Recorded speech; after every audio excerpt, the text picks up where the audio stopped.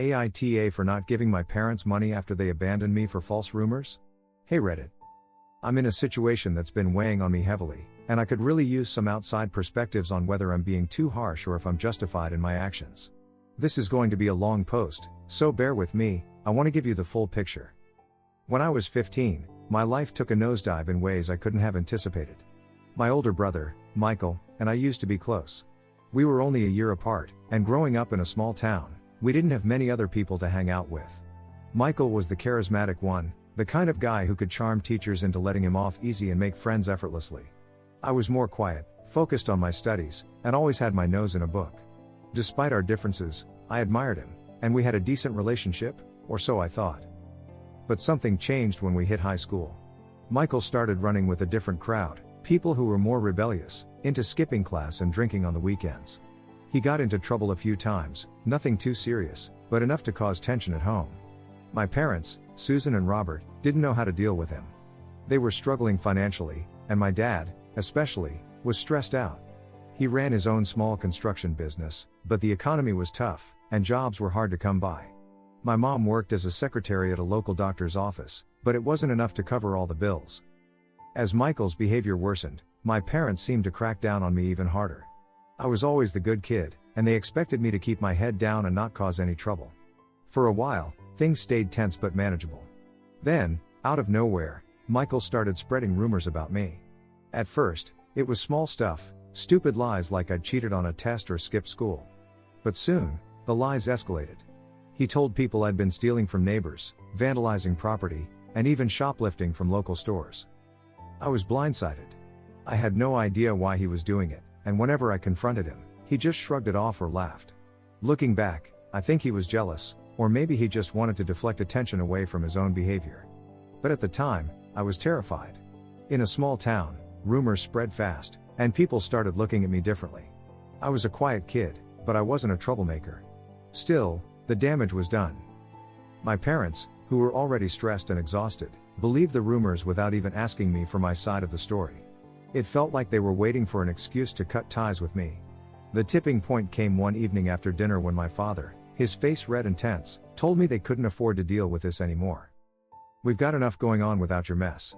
You need to leave," my dad said, his voice tight with anger. I remember sitting there in shock, thinking it had to be some kind of mistake. "Dad, I didn't do anything," I tried to explain. My voice sounded so small, like I was pleading. "Michael's lying." But my dad wouldn't listen. My mom stood beside him, her eyes on the floor, saying nothing. That hurt the most. She didn't even try to defend me. They were kicking me out based on a pack of lies, and I couldn't understand why. I was only 15, and I had nowhere to go. I packed what little I could into a small, worn-out suitcase and left. No goodbye, no hugs. Just silence as I walked out of the only home I'd ever known. I ended up staying with a friend from school, Ella. Her family didn't have much either, but they took me in like I was one of their own. They gave me a place to stay, fed me, and most importantly, believed me. They didn't ask questions, they just listened. I was a mess for weeks, trying to process what had happened, but Ella and her family were my rock during that time. They kept me grounded, and slowly, I began to pick up the pieces. School became my refuge. I threw myself into my studies, not just to escape my home situation but because I knew education was my way out.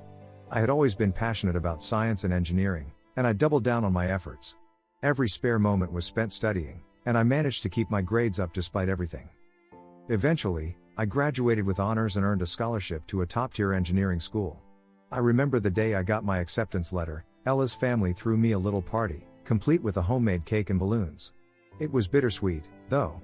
While I was ecstatic to be moving forward, part of me still ached for the family I had lost. I hadn't heard from my parents in years, not a single word of acknowledgement for what I'd achieved. At university, I kept my focus on my work. It wasn't easy. I had to take on part-time jobs to cover living expenses, but I never lost sight of my goals. I graduated at the top of my class, and shortly afterward, landed a job with a prestigious engineering firm. My career quickly took off, and within a few years, I was earning more than I ever thought possible. I had built a life for myself, one I was proud of. I had good friends, a fulfilling career, and a sense of independence that I cherished. For a while, it felt like I had finally left the past behind. But then, out of nowhere, a letter arrived. It was from my parents. Seeing their names on the envelope immediately stirred up a whirlwind of emotions: anger, sadness, confusion. I hadn't heard from them in almost a decade, and now they were reaching out? I opened the letter with shaky hands. The message was short and cold. They congratulated me on my success, saying they had heard about how well I'd done. And then they got straight to the point. They were struggling financially and expected me to help them out.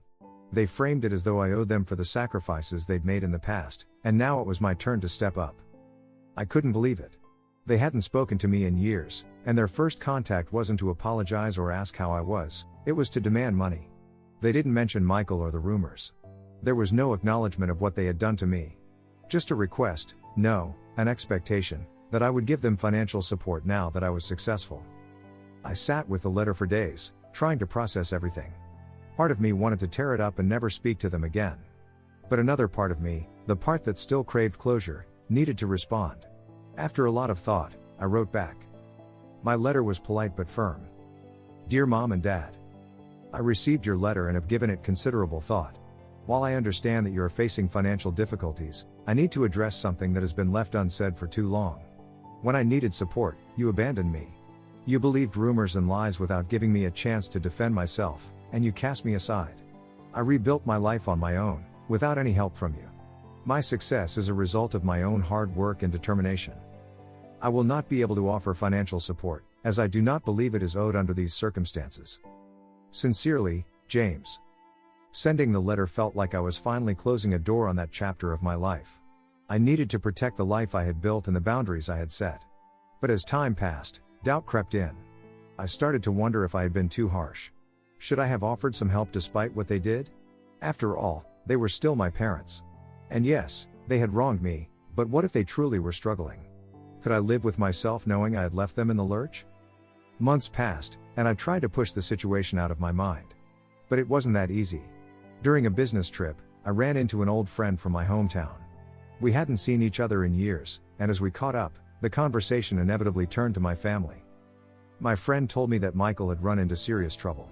Apparently, the truth about the rumors had come out a few years after I left, and it had ruined his reputation. He had struggled to hold down a job, bounced between different towns, and generally hadn't fared well.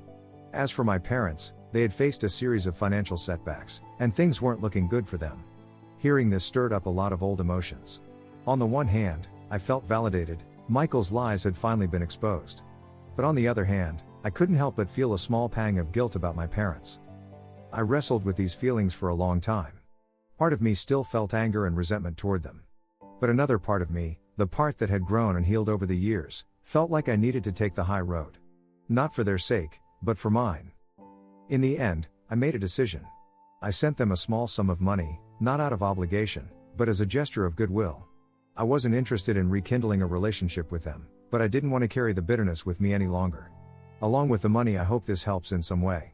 While our relationship has been difficult and strained, I believe it's important to move forward with some measure of peace. This is not an invitation to reconnect or revisit the past. I've built a life for myself, and I need to keep that boundary. I hope you find some relief from your struggles. Best. James. After sending the letter, I felt a sense of closure I hadn't anticipated. I didn't expect gratitude or a heartfelt response, and to be honest, I didn't care if they even acknowledged it. For me, the act of sending that money was more about letting go of the burden of anger and resentment I had carried for so long. It wasn't about forgiveness, necessarily, but it was about freeing myself from the bitterness. Months went by, and I never heard back from them, which was fine. I kept focusing on my life, my career, and the relationships I had built with people who genuinely cared about me. That chapter of my life was closed, and I had finally come to terms with it. But every now and then, I still wonder, did I do the right thing? Should I have left them in the past completely, or was that small gesture of goodwill the right choice? Did it make a difference at all, or was it just an exercise in closure for myself? So, Reddit, AITA for not offering more support after everything that happened? Should I have just let them fend for themselves, or was sending that money the right call after all? Thanks for watching, guys. If you enjoyed these Reddit stories, don't forget to like, subscribe, and hit that bell so you never miss an update. See you in the next one.